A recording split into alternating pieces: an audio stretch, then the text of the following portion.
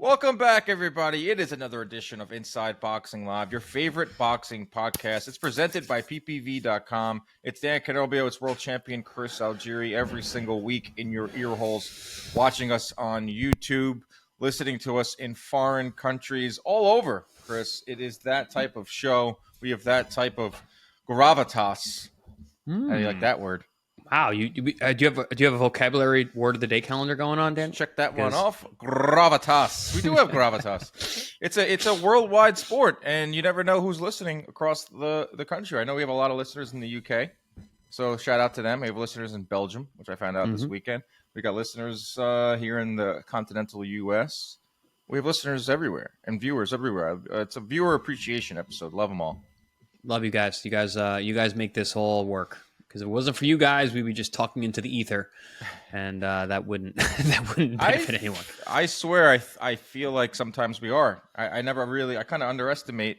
It's not like we have the biggest show in the world, but we have a pretty good following. Now, I underestimate who exactly is listening because people come up to me at fights in Vegas. People come up to me and be like, "Yo, I listen to your show every week," or like people that are guys, in the business. For the record, you're never going to see Dan happier than when you guys come up to him. When you guys come up to him, when we're out, he gets very excited. It just gives me validation because, like you said, I don't know who's listening out there. Who's actually listening? You can see the numbers. A lot of people, Dan. A lot of people are listening to us. A lot of people. So I appreciate them. So leave us a 5-star review on iTunes and subscribe on YouTube, Inside Boxing Live, all that fun stuff. ppv.com is our presenting sponsor every single week. The best place to order pay-per-views. They are the best.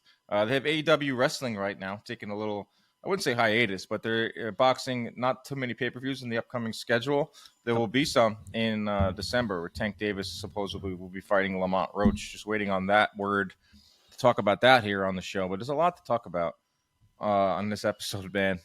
There were some fights this weekend. There was a drive-by paint attack.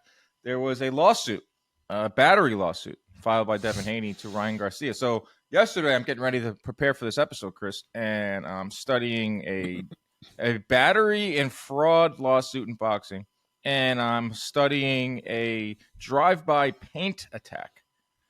And this is my life. This is my job. This is the sport we cover. What is going on? A lot of drama. I mean, we'll get into it. Let's. Well, we're gonna get into it. We are gonna get into it. We are gonna get into it. And we're getting into the nitty gritty details. But Dan and I speak every day off air as well.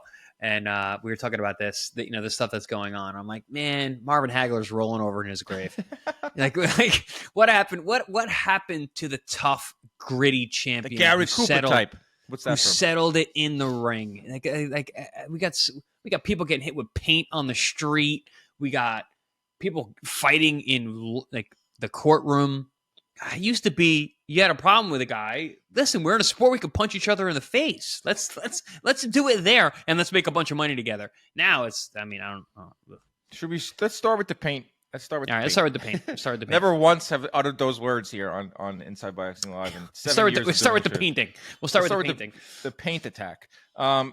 Michaela Mayer beats Sandy Ryan in the ring. Awesome fight. Good fight. Clubhouse leader for Women's Fight of the Year. Super close. Just like all high-level women's fights, very close fight. Not a knockout, not a knockdown. So you're forced with these razor-thin decisions where you don't know exactly who won it. But Mayer gets her hand raised. She beats Sandy Ryan. But as we know, that's not the biggest story from this fight. The biggest story from this fight was what the heck happened in the lead up to it. Literally in the lead up on when Sandy Ryan was on her way to the venue in New York City. She left her hotel room and she's got red paint all over her. And she claims, because you have to say claims because we don't know, someone threw paint on her. There's a picture of her standing outside with paint all over, and then got in a getaway car and drove off. Now, as we know, there was a heated buildup for this fight, all centered around a trainer and coaches, Kay Karoma, to be exact, who was Michaela Mayer's trainer for years, but they had a falling out. Now he's training Sandy Ryan. That right there is enough for Michaela Mayer to kind of lose her mind in the lead up to this fight and for them to go nuts. So Sandy Ryan's team is adamant that someone from Mayer's team threw the paint. I mean, who else really would it be? She's from the UK. I'm not saying it was Mayer's team. There's apparently closed circuit hotel security cameras that are going to look into it. Eddie Hearn is launching an investigation with the NYPD, of course. Sandy Ryan did an interview with Kriegel, and she was visibly shaken up when she got to the venue. Yeah, that's go ahead.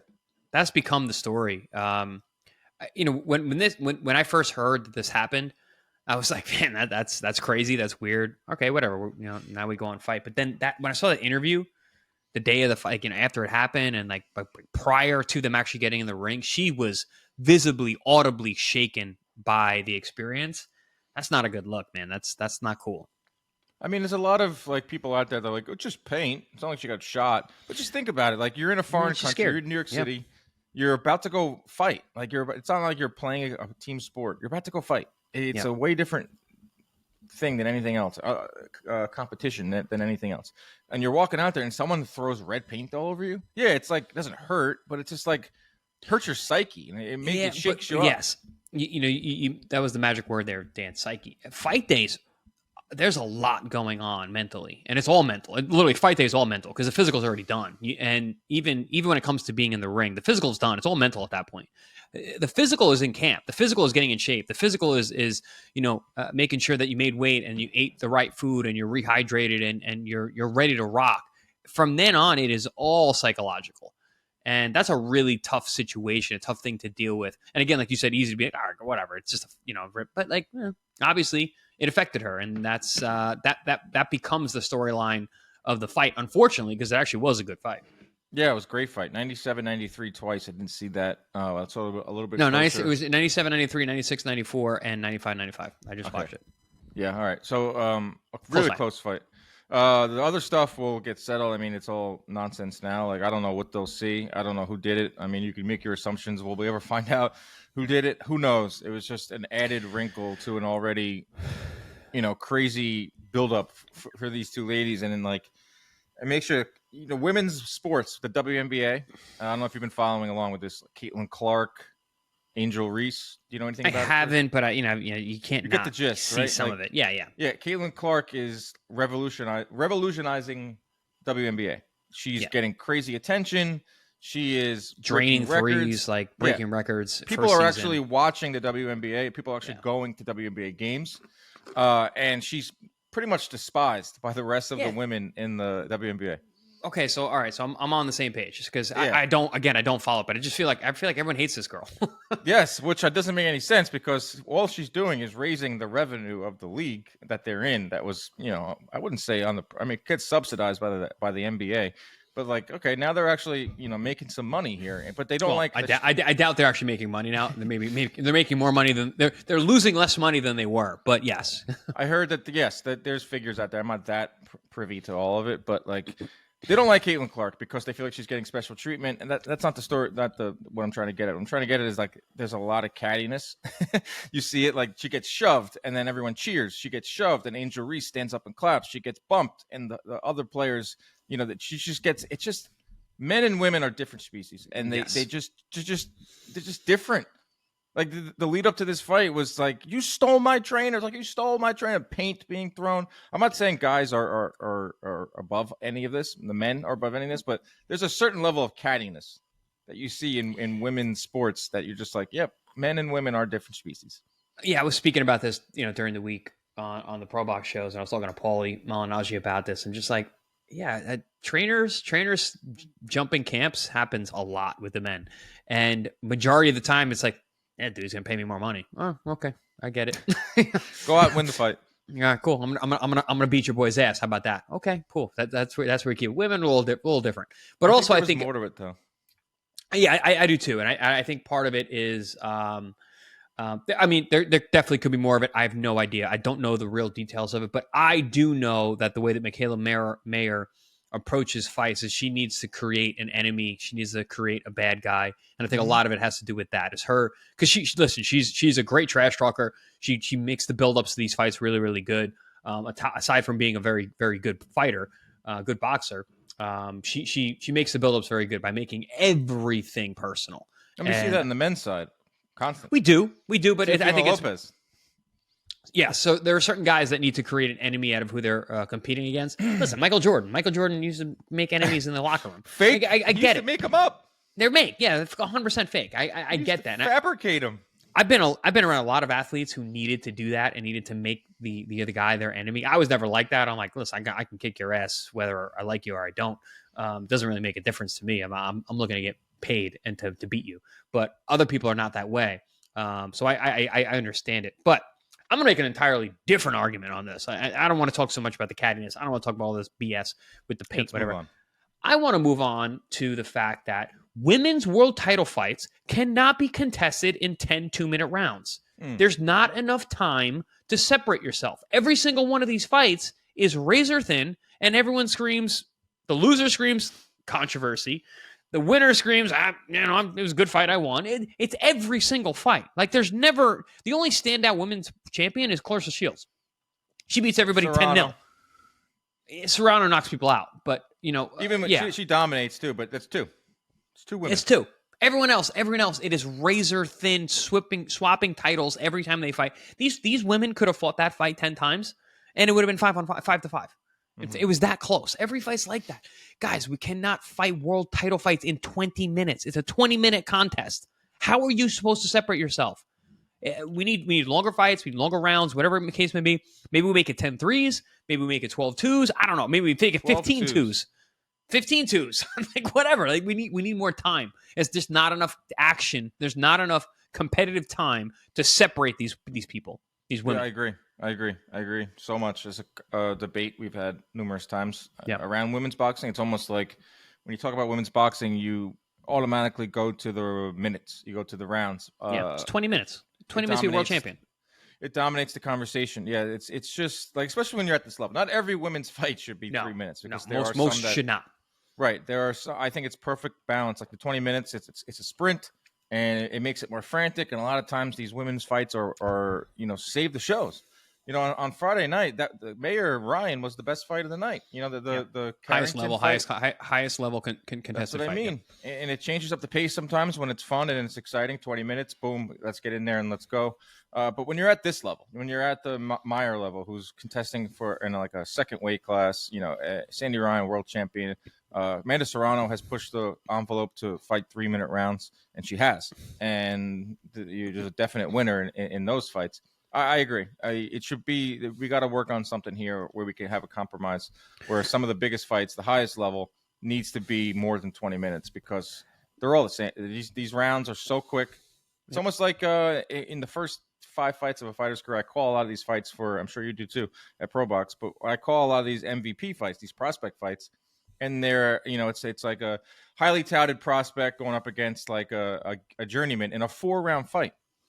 And these 4-round fights are really hard to win. You fought in some of them. Did you fight in a 4-round fight, or did you go right to 8? I had five 4-rounders. I think I hated it. You got to win that. I was first always round. worried because I was a slow starter, so like I was like really worried because I was coming from 10 12-round kickboxing fights. So I went from a 12-round kickboxing fight in my last fight to a 4-round boxing match, and I was like, all right, there's no feeling out here. It's a step above amateur. Like, we're just battling, and like you said, you got to win that first round. God forbid you you get hit with a flash knockdown. God forbid you lose a point. It's like, all right, now I'm battling back for a draw at that point. So it's and I agree with you, Dan. I think we're seeing that with the women's championship level 10-round fights. If you're a championship main event, it's got to be 10 threes. It's got to be 12 twos. It's got to be something else. A lot happens in that last minute. I really think it needs to go to threes, for 10 threes for a championship fight, because a lot happens in that last minute. That's where people really separate themselves. That's where fighters separate themselves and win rounds. Good fight in the main event. Michaela Mayer gets the win. Gets her title. She tried to beat Natasha Jonas and failed. Close fight. She lost a close decision to Alicia Baumgartner at 135. Now she's on the winning end of a close decision. And now she can look at some of the other names at 147. It's not so fast that she'll get a rematch with Sandy Ryan, although, like, that there's drama, man. I mean, there's everything. Like, it's got attention. Like, I made a freaking video on it. I did a deep investigation on it. Like, there's interest in the fight. Was really good. It's not like there was a paint thing and all that other stuff, and the fight sucked. There was build up, and the fight was good. So Michaela Mayer has a rematch with Sandy Ryan. She also has a rematch brewing with Alicia Baumgartner, who fought this weekend too on Brinks TV, which I didn't. At what weight would they fight though? Baumgartner has to move up. I mean, she's got to move. Baumgartner's 35. Michaela looks big at 47. She looks like a real 47 pounder. They could women always figure out a way to change weights and do all that. But the point is, Meyer has options. She's a champ at 147. She has 2 rematches with bad blood. You're right. She definitely is good at creating enemies and elicits some type of emotion from boxing fans. That was the main event. We'll just go down the list here. The co-main event was Xander Zayas shuts out Damian Sosa. Sosa came into this fight potentially being one of the toughest opponents for Zayas. I don't know what you guys think of Patrick Teixeira at 33. But Sosa, 27 years old, throws 80 punches around. Durable, was coming off of a really nice win, and Zayas disarmed him. Sosa did not throw 80 punches around. He threw half that. He didn't win a single moment of that fight. Zayas, we're kind of seeing what Zayas is, Chris. I mean, he is a volume puncher. He's a technician. He's really good. He might not be a one-punch knockout guy yet because he's only 22, but this is the best win of his career. And, like, I'm thinking, okay, perfect leap, perfect step up, perfect performance from Zayas. Guys, Xander Zayas is looking a lot like a young Chris Algieri in terms of style. If you literally look at it, throws a lot of punches. He's a good jabber. He's a fitness guy. He's not a puncher. He's going to be winning decisions. He shuts guys off. I was shutting everyone off defensively. I never got hit. My first 10 fights, I literally didn't get hit. And then after that, fights got a little more difficult as he stepped up. But but they're still fun. You don't necessarily have to be a puncher to be a fun fighter to watch. And Xander is that. He's very fun to watch. This was a really impressive win. I called Damian Sosa's last fight. I was very impressed when he upset the apple cart and beat Marcus Valle, who was in his hometown too. Threw a ton of punches, was very aggressive, very, very tricky and savvy in there. And Xander was able to shut all that down because of the physicality. Tall, long, wide shoulders, long reach. Kind of reminds me of a 154-pound Chris Algieri. Not going to lie. Handsome. Not gonna lie, great kid. Shaved head now. Look good. I like it. That's right. I know that doesn't mean everything, but when I saw the shaved head, I was like, all right, he means he's locked in. Locked in. He's locked in. Meaner. The betting lines changed when the shaved head came out. It was 2 shaved heads. Sosa had shaved head too. I was like, oh damn. Yeah. Won my parlay, by the way. Tough. Won my parlay. I picked over 8.5 for Zayas, over 8.5 for Carrington, because I've been burned way too many times on Xander Zayas, thinking that he's a knockout guy. Nope. If I ever talked to me, I sparred him. I know he wasn't a knockout guy. He's a great jabber. Well, he had a few coming up, but now obviously the competition's really getting better because Top Rank knows what they're doing. And the parlay, both overs, was plus 170. So whoever tailed that, we won some money on Friday night. But yeah, Zayas gets the win. Looks damn good. Mm-hmm. Every round he's just doing something different in there. I hope that the fans out there will give him credit for this. Yeah, he didn't get the knockout, didn't get a knockdown, which everyone's looking for these days, like that red blood, the red, I want a knockout, I want a knockdown. How about just like, not every fight is going to be like that. Not every fighter fights like that. He'll get that. He was 22 years old. Tim Bradley made a good point. Like, he could grow into it being a puncher. I mean, he could sit down on his shots. Like, Charlos weren't big punchers early on in their career. And then, they learned to sit down on their shots, and all of a sudden they're knocking guys out left and right. I mean, I hope Zayas gets to that level. We need stars in this sport. We need stars. We need guys to reach their potential and have this next wave. Because, you look around, these all the stars in boxing are getting older. Terrence Crawford just turned 37 this weekend. Yeah, I don't really expect Xander to grow into his power that way. I know the problem is that we think about Puerto Rican stars; they're all punchers, right? Tito, Cotto, those guys always hit hard, and there was never a time when they didn't hit hard. So they didn't develop into their power. They had. You know what I mean? Power. Like maybe he'll find his different techniques. I'm not saying he either you got it or you don't. Sometimes with power, right? Like Tito had that hook. That's God given, but you can. Learn different techniques. You would know much better than me, but I've heard about it, I've read about it, I've seen it.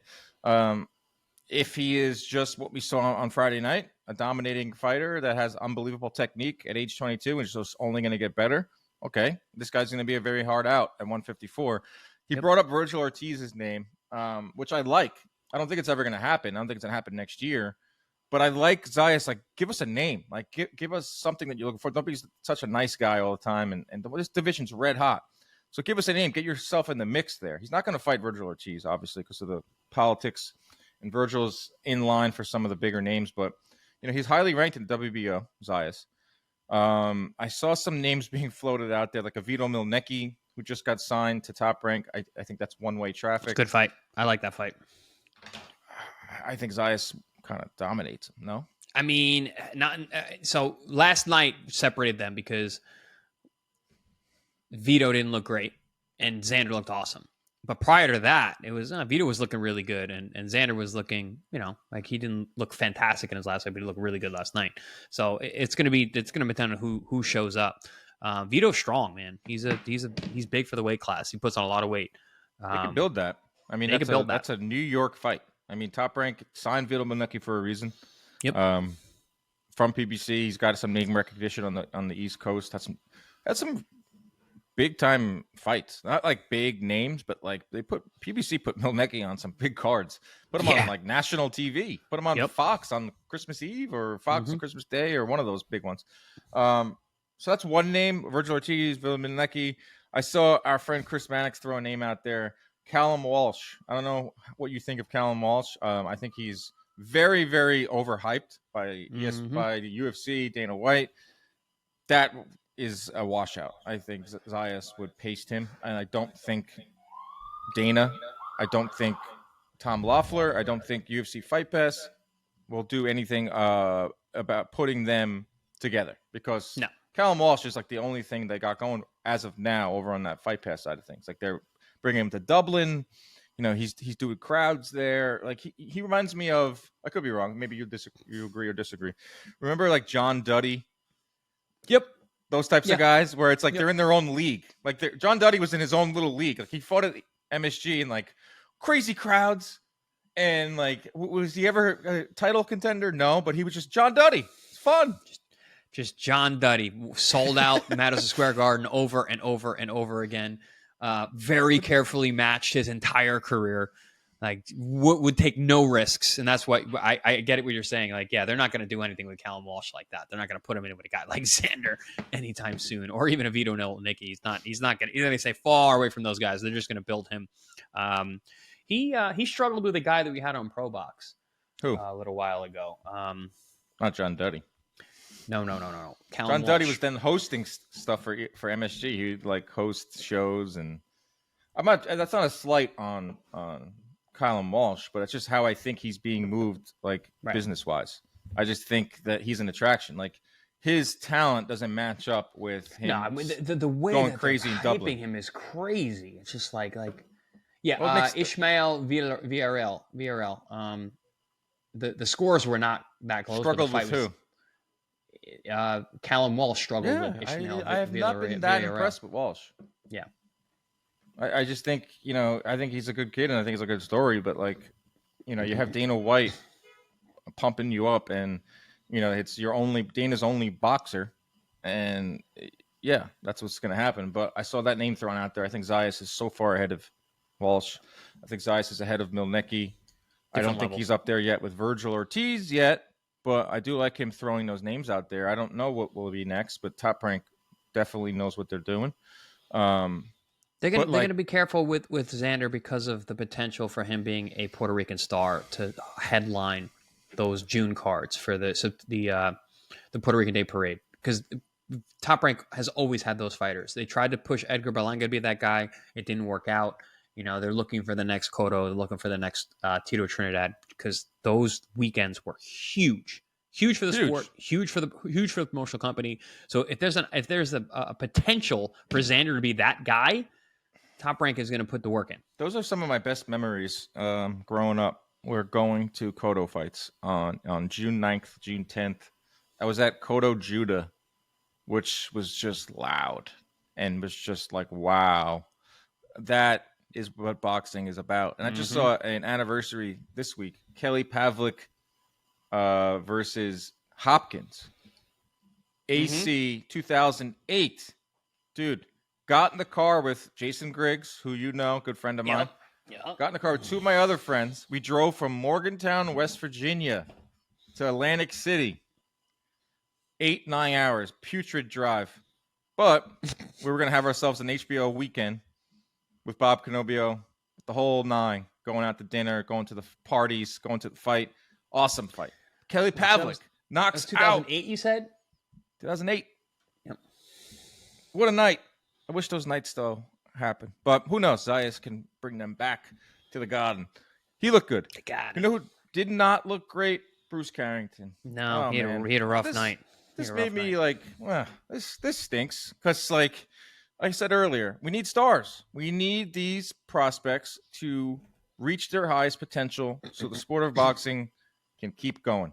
Bruce Carrington has it all. You know, great personality, power, you know, has Top Rank behind him. All except one thing. And it's really important. Got to fight. I'm not saying he can't reach that, Chris. I'm not saying he can't reach that, but he just did not look good in this fight with Sagawa, who, if you listen to our show last week, is a tough out. We told you that. You know, I took the over in this for a reason. I thought it was going to be a distance fight. A lot of people thought Sagawa won. Yeah. The 10th round was frustrating on both sides because I think the fight was hanging in a balance and neither guy went for it. I don't know. I think Carrington fought like, all right, he had the fight in the bag, which is pretty frustrating for boxing fans. But man, he has to go back to the drawing board. Stop talking about Inoue. Stop talking about a lot of these names at 126. Start switching up your game. Guys, I was blown away at the Inoue talk and the way people were pushing him. I'm like, what do you stop? Pump the brakes. I like the kid. He's doing a good job marketing himself, but pump the brakes. People are like, oh, could he be the next for Inoue? I'm like, what? No. What are you talking about? There are guys in these weight classes with deep experience and world class and world title. You know, you're struggling with a guy like Sagawa. Sagawa's tough, sure. He beat Ruben Villa's last fight, but how much of that is Sagawa versus how much is left of Villa? But you know, no one's mentioning Villa in talking, you know, about fighting Inoue. And Sagawa fought really well. He's just a scrappy, tough, experienced dude, and he went out and he's physically strong too. And I think we saw that. I mean, Bruce is a bigger guy, you know, the weight class, but he wasn't as strong. And this is a lot of people. I was speaking to a lot of people who were there, and they said Sagawa won. They were saying that Sagawa won. I mean, this is the most controversial fight of the night because the Ryan won. Well, all right, you could say Meyer. Yeah, this is close, yeah. Sagawa, I mean, there's a lot of people that thought Sagawa won. A lot, yeah. That's not good for Carrington. I don't know what you saw in there, like what he can change up. Did he get power happy in some of these stoppages that he got? Did he put the cart before the horse? Is it the horse before the cart? The cart before the horse? Cart before the horse, because the horse is in front of the cart as it pulls it. So cart before the horse. Did he do that? Did Carrington do that? Is he looking at Inoue? I don't think he's going to get Inoue next, but like... No, I don't think he was looking past what he had in front of him. I think he just overestimated how good he is compared to these guys that are out there. I think that, you know, there's levels. But listen, there are tough journeymen everywhere, and they will... I've fought a bunch of these guys. They're a nightmare. And Sagawa was a nightmare. And listen, dude, the special guys handle it, you know, and not saying that Bruce isn't, but like, dude, he's got 13 fights. 13 fights in a deep weight class. You got a lot of work to do. Yeah. A lot of fights to make. You got to fight. You got to fight a lot more. You got to have a lot more fights. Think this is a good thing? It's not a great thing to struggle. Listen, he didn't catch a loss. He didn't catch a loss. But he got to win, and maybe it pumps the brakes a little bit. You know, but here's another thing, too. He's 27, and he's ranked highly, bro. This guy is ranked top 10 in every organization. Like, that's doesn't happen often in boxing because with these janky organizations having, you know, even the IBF has him 8. The other ones have. But Dan, him 2, it shows you how whack these commissions, how whack horrible. These organizations are. Just because he's popular, he's in the top 10 for all of them. That's how it works. Doesn't based on skills. It's not based on merit. It's not based on performances. It's not based on what 10, you've like done. Top 2. Yeah, it's wild. It just shows you IBF has him 8. how greedy and how disgusting these governing bodies are. They just want stars. They don't care as long as they want to rank Jake Paul. They want to rank, you know, Ryan Garcia after he fails. They don't care. All they care is that the eyes are going to be there. They care about dollars. It's disgusting. Makes me sick. Bruce Carrington, go back to the drawing board. Here. No, I feel you, bro. I feel the same way. I just like. And that's no knock on Shushu. We love Lou Shushu over here. He's... Yeah, who knows how he will react to this? I mean, he seems like he's someone that reads the press clippings. He's on Twitter checking it out, so he'll get better from it, and then he'll get himself right back in there. So that was Friday night over on ESPN. Decent card. Saw some drama, some good fights, and all that. Friday afternoon, a bombshell a lawsuit, a not defamation, everything but defamation, battery, alleged fraud, unjust enrichment. Devin Haney is suing Ryan Garcia and Golden Boy Promotions for their April 20th fight, claiming battery, fraud, unjust enrichment. Also named Golden Boy in this as well. He's seeking a lot of money back. He's seeking a lot of things. His pride restored, some money being restored. It's a crazy lawsuit. I read it. It's nuts, Chris. There's a lot of opinions here. There's people saying, I cannot believe that we're in a fight. One fighter is suing another fighter for battery. You agreed to it. But in the lawsuit, in the battery aspect of it, Haney at no time agreed to engage in a bout against an individual who had taken performance-enhancing drugs. His consent was limited to a bout held fairly and under the rules and of set forth above. I didn't even try that word. Thus, the fighting by Garcia was non-consensual. Devin Haney suffered damages in that he suffered physical injury, reputational damage, and will amount to millions of dollars, emotional and mental distress. There's also fraud and enrichment we'll get into too. But your initial reaction to Devin Haney suing Ryan Garcia? This is lame as F. It's so I am lame. shocked, but that's your opinion. This is lame. I listen. I understand cheating. I understand that there's no room for drugs in this sport. There's no room for peds. We have been talking about how Devin is getting like the brunt of all of this, and you're like, wow, this guy was cheated against, and the fans don't like him. It's because of this kind of stuff. Like, this is not going to get respect from anybody doing this kind of thing. And at the top of the show, I mentioned Marvin Hagler. Marvin Hagler's not suing nobody. You're going to the ring. I'm gonna bust your ass. I'm gonna fight. I'm gonna beat you up. Guys, this is boxing. We can fight it out. We're allowed to fight. We're literally, and we get paid millions of dollars to do it. Go fight. Go fight it out. Don't go fight it in the courtroom. This is I don't know. We got fighters suing each other now. Come on, man. Okay. You thought I was going to be different? You think I was going to be different? No. I'm a fighter, I don't know what man. you were going to be. I don't know what you're going to be. I hear your points, and the shock comes from how closely associated you are with PEDs, having fought a guy who was allegedly on them, and your knowledge of them and your expertise on them. One of our most downloaded episodes ever was when you pulled back that curtain on PED use. So I thought it would be a little different from you, but I understand the old school mentality that fighters have, and the fans too, because I found myself right in the middle of this, man. I posted something about anything that makes a fighter think twice about potentially doing PEDs, and especially the promoter too, which is a small aspect of this lawsuit, which who knows, might get thrown out, might not. We'll get into that in a second. But I found myself right in the middle of this because Ryan Garcia replied. Ryan Garcia replied to my tweet, called me goofy, called me all sorts of names, said I'm on the clown train.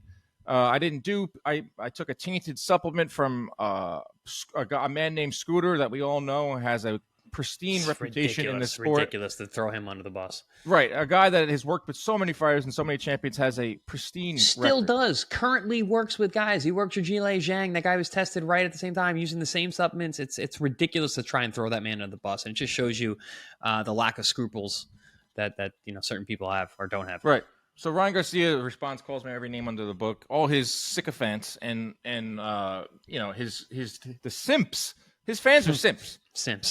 Simps. Like the replies are embarrassing from these people. Don't worry, Ryan, you're gonna get him. This, that, and the other. Like you shouldn't even fight anymore. Blah blah blah. Pathetic. Absolutely pathetic. I call them Swifties. I call them. They're like the Taylor Swift fan base of the boxing world. It's incredible, and it's just so backwards. And now I'm starting to understand. We talked about this numerous times. I didn't even want to talk about this, but it's a big story in boxing.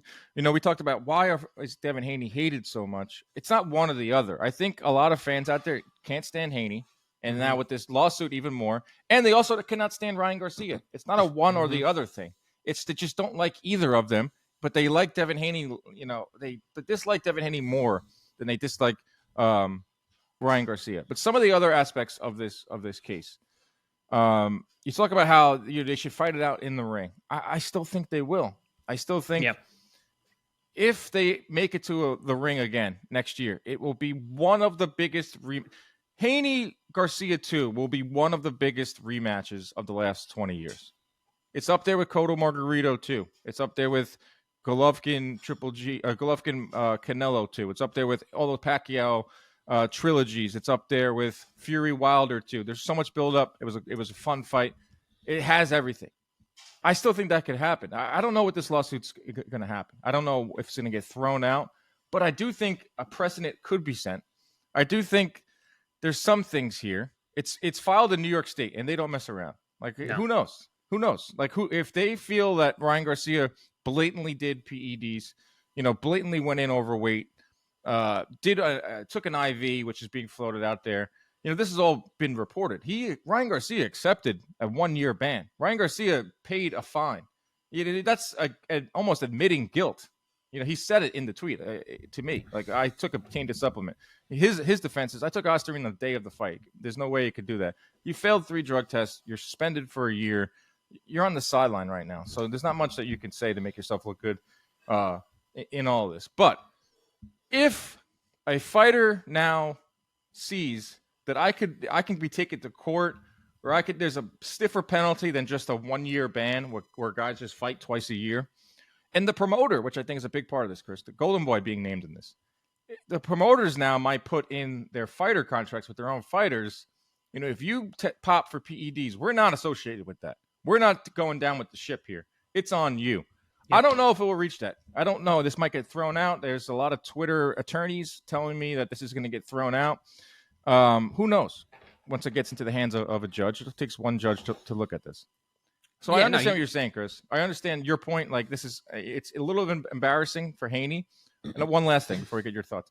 Devin Haney and his dad do not care what you think. Nope. They never have. They don't care if you don't like the way he fights, if he cruises to a decision win and the whole crowd's booing, he does not care. So therefore, he doesn't care about this either. So if he gets some money out of this, if he can restore some of his pride and restore some of his finances, he's going to do that. His dad is already saying that Devin is the face of boxing because he's taking on PED use and he's going to be looked at as a pioneer. They don't care. The Haneys do not care what you think. No, they don't, and they shouldn't. And I think that's been a very strong stance that they've taken, is that they're going to do what they need to do to move forward, and that's the way to be. But in terms of this, in terms of the attack on the PEDs, and I think it's a big problem in the sport. But I'm telling you, it's not going to change, Dan. It's not going to change. It's been around PEDs have been around for a long time, and until there is a good way to test for them, they're always going to be there. And there's no universal way being tested. There's no, it's like when the UFC got in. What do they got? They got Nowitzki came in and he was doing the USADA testing, and it became like a really, really big thing. And that's when all the idea that the PEDs kind of stopped. I think that went out the window now because I think it's better. I think they prefer having the guys on PEDs anyway. But with boxing, until there's a universal organized body that can oversee and look at these things and have teeth, nothing's going to change. So you can say that, yes, this is going to set a precedent. Now you're going to, the promoters are going to think twice about putting on the guys who possibly could be doing bullshit. That's all going to still happen. It's not going to make a difference. At the end of the day, this is just for Devin Haney to get some money in his pocket, to throw a little more shade on Ryan Garcia. He already got the loss removed from his record, so he's still undefeated, quote unquote. He already did that. They have no qualms about going to court and getting things done, and in terms of this kind of stuff. So I'm not surprised that now they're coming down with this, but I don't think it changes a damn thing. We'll see. Yeah, we'll see. If it depends on how this is. If it's thrown out, then Haney is just going to look horrible. He already looks pretty bad, but I mean. Yesterday, I'm looking on Twitter. I was on Twitter too much yesterday. I wasn't doing much. It was raining. I was replying to people. I was in the weeds. Bad idea. Oh, horrible day. It gets better. We'll have a nice happy ending at the end of this episode. But Haney might be the most hated fighter that I can remember. Maybe since Mayweather. Like the memes. Like Mayweather came along towards the end of his end was all right when the internet and Instagram and became really popular and all that. So like Mayweather didn't get memed too much. Yeah, you know, he has that one where 50 Cent says he can't read and all that stuff. Haney, the memes on Haney and the hatred. I saw so many crazy things yesterday. Him as like a baby and like him and his dad. Like people go to these crazy extents to make these graphics and these like it's insane. Like every name in the book being called. So he's already lost in the court of public opinion. So now he's going to the actual courts, the real courts with these judges. And who knows if they rule in his favor, you don't think it could change? Like, you don't think it could change the way we like PEDs are looked at, or like if fighters can do that? If Nope. Interesting. No, I don't think so. Really? No. But like if you're a fighter and you do PEDs, in your head, the way you justify it, or I would, was like, I got to win this fight. If I win this fight, I make more money in my next fight. All right, I'm going to cut a corner. I'm going to take this Molotov cocktail, which make me a Hulk. I get caught, you know, whatever. They'll suspend me for a year, if that. All right, I'll sit out. I won't fight. I'll go sit on my millions, and I'll chill. That's what it is now. With this, it could be, oh, man, I got to pay a crazy fine. I could potentially have some type of a record, or I could get in trouble in that aspect. I don't know, man. I maybe I'm being really optimistic or looking at You're it. being wildly optimistic, and let me tell you why. So I'm going to poke holes in all of that. So the reason the fighter's doing it is not because I need to win this fight. He thinks that everyone's on it. Right. He's thinking that guy's on it, so I need to level the playing field, so I need to be on it. They're not doing it because like, oh, I'm going to go smash this guy because now I'm going to be a Hulk. It's like, no, he's a Hulk. I want to be a Hulk too, and then it's going to come down to my skills, because you're not thinking like I need this to beat the guy. I'm thinking like, this guy's got it, man. I gotta level up. I gotta make sure that we got an even playing field. That's the truth, and that's why it's not going to make a difference, and that's why guys are still going to do it. Because I'm telling you, dude, so many of our top athletes in our sport are on drugs. It is out of control, and it's not going to stop. And the highest earners are the guys that are willing to take these risks, and they're the ones who are not going to get in trouble. Floyd Mayweather used to bring $1 billion to Las Vegas when he fought. $1 billion to the weekend in Las Vegas in terms of everything going on around that, around his fight. People coming in, the betting, the hotels, everything, the arena, everything. That's pushing the economy of a city.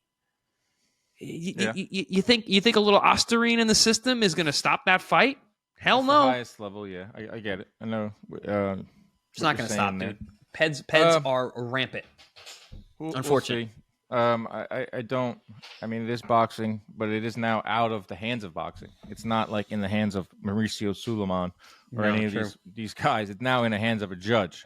So I don't know. New York City, which is a serious place. Right. New York City and the New York Commission already are the ones that handed down the suspension to Ryan Garcia, the 1 year, which is a pretty big suspension. Like Canelo did the clenbuterol or whatever, 6 months. Like the 1 year is pretty crazy. So when he calls me all these names and says I'm on the goofy train and all this stuff, because, you know, I didn't, you failed tests. I don't know what to tell you, man. You said you took a tainted supplement. You failed 3 drug tests. I don't know how, but you did. This guy, Eric McCracken, who is a good follow on Twitter. He is a combat sports lawyer who opines on, gives his expertise on a lot of things. He's big in the UFC, so he's constantly talking about the antitrust lawsuit that's playing out right now. But he chimed in on this. He tweeted, a lot of people dumping on the Haney versus Garcia doping lawsuit. In New York back in the 80s, court found that it was criminal assault when Resto removed padding from his gloves against Billy Collins Jr. Not a stretch for a court to view unlawful doping in the same light. Now, I understand taking padding out of your gloves is different than PEDs. Like one of them is way more just vile than the other. But there is it though? If you really precedent. look at it, like I don't know. I mean, that's some. I know what you're saying, Chris. Say you're you know, if you're using PEDs, you're creating a situation where, listen, the sport's violent, the sport's dangerous, the sport's deadly even. You know, you got guys who are professionals at hurting people. When you're taking an additional asset to a pet or performance enhancing drug, like you already got weapons. Our fists are weapons. People die when things are natural, and now you're taking an extra added bonus and making you quote unquote superhuman to cause someone damage. We're punching people in the brains. Like that's what our goal is to hurt people and knock people out. You add pets to the mix, and yeah, it is a form of assault. I get it. I'm not saying this is like not warranted by any means. If anything, it 100% is. You are assaulting someone with a deadly weapon that's enhanced and is illegal and it's unfair. But it's just a weird precedent. I don't know where it falls, but it's so weird. It's so weird seeing a fighter sue another fighter for battery in a fight. Yeah, sounds strange. It does sound strange. This saga is never going to end. You know what it is? I think it's just the terminology, because we don't have anything for it. It's like battery it makes it sound like ugh. Consensual, but if it was like non-consensual, yeah. Devin Haney did not consent to this beating. But I get, but again, this is just because it's the first time this has ever happened, and this is how legal terms are thrown around. But there should be some kind of precedent. There should be some kind of law that, if you do pop and in a fight, that I can sue you for whatever that may be. Maybe it is assault. Maybe it is assault. Maybe it becomes assault. Like if you call it assault with a deadly weapon, instead of battery, I mean, that's a little different. I don't know. I'm speaking out of my knowledge base. I'm not a legal expert by any means. No, none of us are. But if you're on Twitter, people think they are. These freaking people that were replying to me are absolutely hilarious. It's absolutely. I got the biggest kick. I didn't reply back to Ryan Garcia because I'm not going to, like, whatever. But the replies are hilarious. You go check them out on Twitter. Enrichment part. I keep thinking about you on the Goofy train. I think that's pretty funny. Dan, let's join the Goofy train. I was like, that's pretty funny. I mean, listen. Sometimes I could jump on the Goofy train for a couple stops. So what? Kill me. My dad texted me. And Sue me. Ryan Garcia didn't. He goes, it looks like Ryan didn't like your tweet. I was like, oh god. There we go. Up Twitter, and I'm on the Goofy train, and I'm not in lockstep with Ryan Garcia because he failed drug tests. We should make a little cartoon of you jumping on the Goofy train. I think that'd be really funny. The Crazy Train with Ozzy Osbourne, the Goofy Train. Yeah. Do we want to keep going with this? No. The enrichment part of it is interesting because that's the one part that a lot of people will argue, and you have brought those up numerous times on the show. Is like he's claiming that Haney's claiming that his reputation and his future earnings took a big hit because he fought a guy on PEDs. Which you can argue because that purse bid with Sandor Martin was low. So that part I can kind of see. Fans don't care though. Fans do not. They look at it, Haney as a rich guy. They don't they don't see that in there. But that's a part of this lawsuit too. So it's a threefold. There's battery, there's fraud, because apparently Garcia signed paperwork that he would fight drug free and he would make weight. He did neither. Mm-hmm. And then the making weight thing is a big problem for me. That's always been a big problem for me. Bro, it was just like, that's what I mean. Like, it was so blatant that week. Like, his behavior, blatantly strange. Yep. Blatantly missed making weight. The PEDs 3, that's pretty blatant. So, I don't know. The judge might look at that. The judge might not know boxing. The judge might just look at all that. Oh, it's only 3.5 pounds. I love that argument. Everyone's like, oh, it's only 3.5 pounds. Guys, that's crazy. Which is egregious. Egregious. Like, that's so much. How will this all play out? We shall see. It is a saga that's not going away anytime soon. Chris, I'd like to end the show on a positive note. I'd like to end the show on a happy note. We talked about drive-by paint attacks, Ryan Garcia calling me names, all his sycophants. Goofy train, all his fans piling on top of me on that Goofy train. So, it was a weird weekend. But it was also a time where my weekend was made because there was hate. There was hate spurled down you, and there was also love. So let's cover the love in a nutshell. I mean, come on. There's good and there's bad. But we got a message on Instagram from a loyal listener from Belgium.